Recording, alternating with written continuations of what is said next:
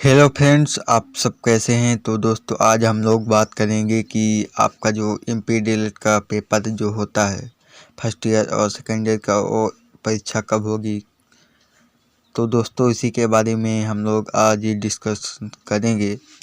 तो अगर आपको हमारा वीडियो पसंद आए तो चैनल को सब्सक्राइब कर लीजिएगा, वीडियो को लाइक कर दीजिएगा और अपने दोस्तों के साथ भी शेयर कर दीजिएगा, जिससे कि उनको भी कुछ इन्फॉर्मेशन हो। क्योंकि परीक्षा होती है साल भर में एक बार ही होती है, तो थोड़ा टेंशन भी होती है कि कैसे क्या होगा, कब होगा एग्ज़ाम। साथ ही में मैं आपको बताऊंगा कि पिछले साल भी कब एग्ज़ाम हुआ था और इस साल चुनाव भी हैं, तो कब एग्ज़ाम हो सकता है। तो दोस्तों चलिए इसी पर बात कर लेते हैं।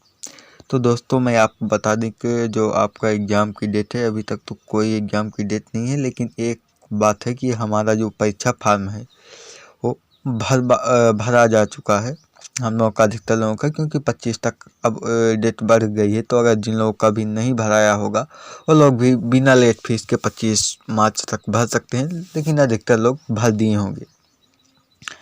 अब मैं आपको बताऊं कि जो पिछले साल एग्ज़ाम हुआ था वो अगस्त में हुआ था, और अगस्त में हुआ था, लेकिन एक बात है डीएलएड के एग्ज़ाम की कि इसमें एक भी दिन का गैप नहीं होता है, संडे को छोड़कर। अगर संडे है तभी आपको मिलेगी छुट्टी, अन्यथा लगातार एग्ज़ाम होते हैं। जैसे फर्स्ट ईयर में 10 सब्जेक्ट का और सेकेंड ईयर में 8 सब्जेक्ट का, तो लगातार एग्ज़ाम होता है, इसमें गैप नहीं मिलती है।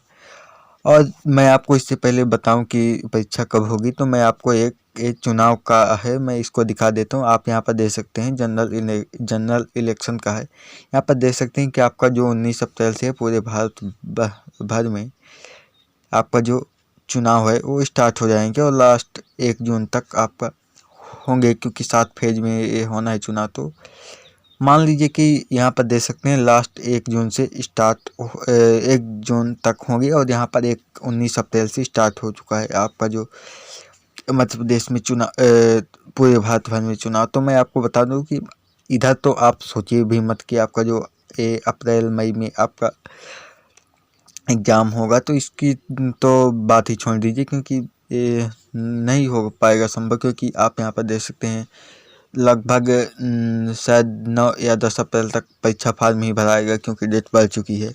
तो अब यहाँ पर आपका जो अप्रैल मई में है वो तो हो ही नहीं पाएगा, क्योंकि 9 अप्रैल तक तो वैसे भी आपका परीक्षा फॉर्म भराएगा, और यहाँ पर 19 अप्रैल से पूरे भारत भर में चुनाव स्टार्ट हो जाएंगे, तो वो नहीं हो पाएगा। और मई तो छोड़ ही दीजिए, क्योंकि वहाँ पर चुनाव तो होंगे ही, और क्योंकि अप्रैल तक हैं।